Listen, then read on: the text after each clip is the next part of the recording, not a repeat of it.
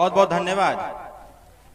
एक बार सभी लोग जोरदार ताली बजा करके मंच पर उपस्थित सभी नेताओं का स्वागत करिए। जोरदार ताली बजाइए। जहां थोड़ा समस्या कौने बात कहो, समस्या ये बात कहो कि हमने छाया में बैठल है, आप लोग धूप में बैठल हुआ, और ठंडी की धूप ऐसी होती है कि वो आलसी बना देता है। एक बार झंडा उठा करके आप लोग जय सुहेलदेव का उद्घोष करेंगे।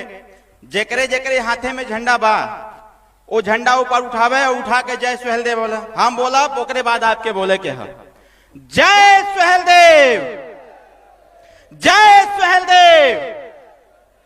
थोड़ी थोड़ी गर्मी चढ़ा था। बहुत बहुत धन्यवाद।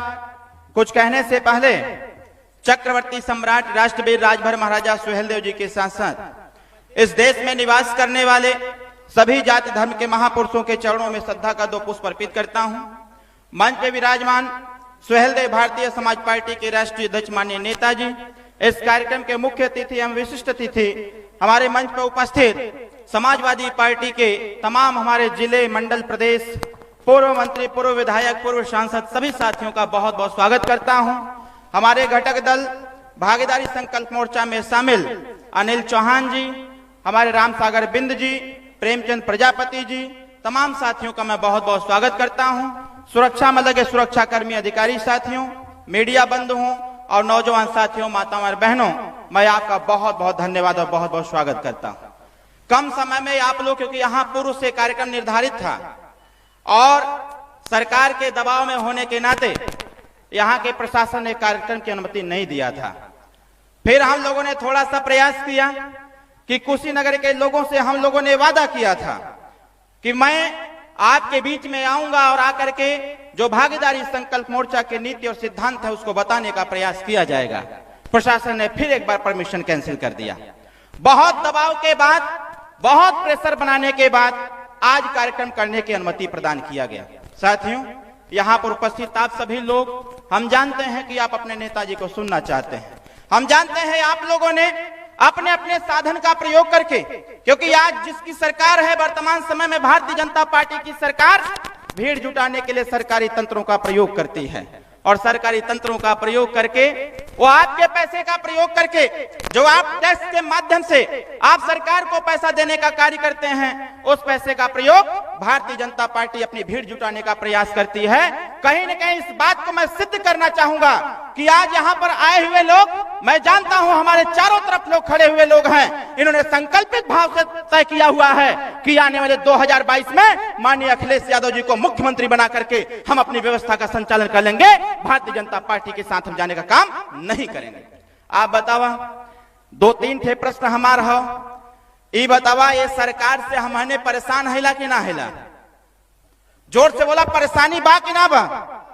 हम कुशीनगर में हैं और गौतम बुद्ध जी ने कहा था कि दुख है तो दुख का कारण है और कारण है तो उसका निवारण भी है।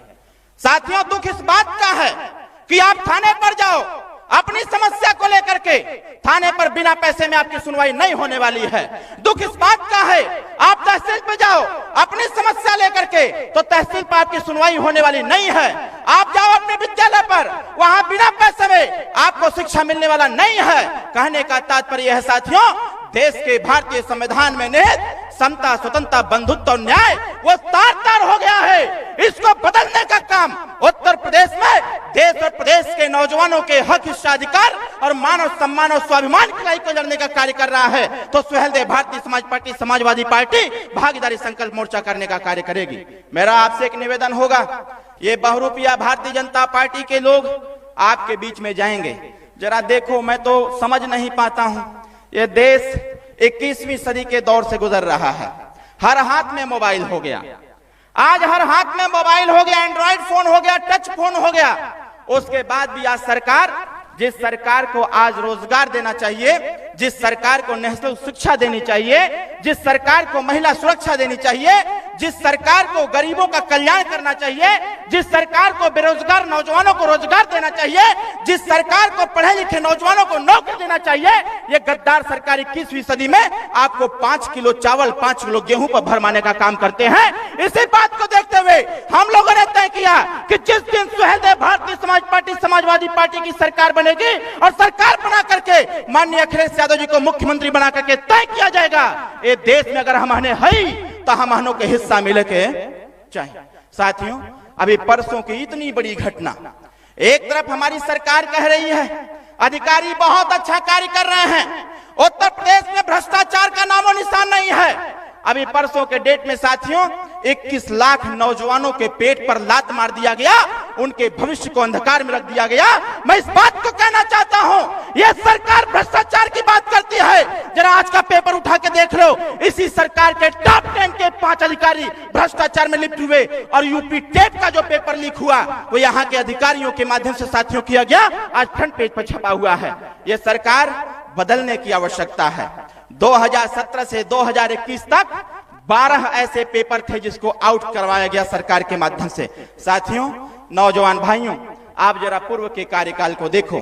हम लोग पढ़े लिखे लोग हैं, हम लोग जानते हैं अच्छी प्रकार से कि उत्तर प्रदेश में किस प्रकार से रोजगार का सृजन होगा, किस प्रकार से नौजवानों का कल्याण होगा। अगर इसके बारे में कोई सोच सकता है तो सिर्फ और सिर्फ माननीय अखिलेश यादव और माननीय ओम प्रकाश राजभर सोच सकते हैं। ये भारतीय जनता पार्टी के लोग सिर्फ एक बात सोच सकते हैं। वो क्या सोच सकते हैं? वो साथियों, मंदिर कैसे बनेगा, सिर्फ ये सोच सकते हैं। इधर सोचने वालों की संख्या है, मंदिर बनेगा कोई विरोध नहीं, लेकिन एक मंदिर ऐसा बनना चाहिए जो देश का जो भविष्य बच्चे को कहा जाता है, जब तक उन बच्चों को अच्छी शिक्षा नहीं मिलेगी तब तक देश का विकास होने वाला नहीं है, तब तक देश विकासशील भी नहीं होगा, न तो विकसित होगा। इसलिए मेरे भाई, आपको जानने की आवश्यकता है। आज भारतीय जनता पार्टी की सरकार चौतरफा विकास की परिकल्पना की चर्चा कर रहा है, लेकिन साथियों आज जिस प्रकार की निरंकुशता की भावना आज हर जगह पर व्याप्त हो गई है, उससे साबित हो रहा है कि जब से सुहेलदेव भारतीय समाज पार्टी का गठबंधन समाजवादी पार्टी से हुआ है, तब से भारतीय जनता पार्टी के चाहे छोटा नेता हो चाहे बड़ा नेता हो, उसका दिमाग हैंग हो गया है कि हम करें क्या, हम कहां जाएं, क्योंकि उनको कहीं भीड़ भी नहीं मिल रही है और हर तरफ जो लहर तैयार हो रहा है वो लहर बस एक है कि उत्तर प्रदेश में पीला और लाल ये दोनों मिल गए हैं। अब 2022 की सरकार बनेगी और 22 में बदलाव करके उत्तर प्रदेश को विकास के रास्ते पर लेके जाया जाएगा। साथियों, बाकी बहुत सारी बातें हैं, हमारे बीच में बड़े से बड़े नेता बैठे हुए हैं, वो सारी बातें आपको बताने का कार्य करेंगे। बहुत बहुत धन्यवाद। जय सुहेलदेव, जय भारत, जय युवा।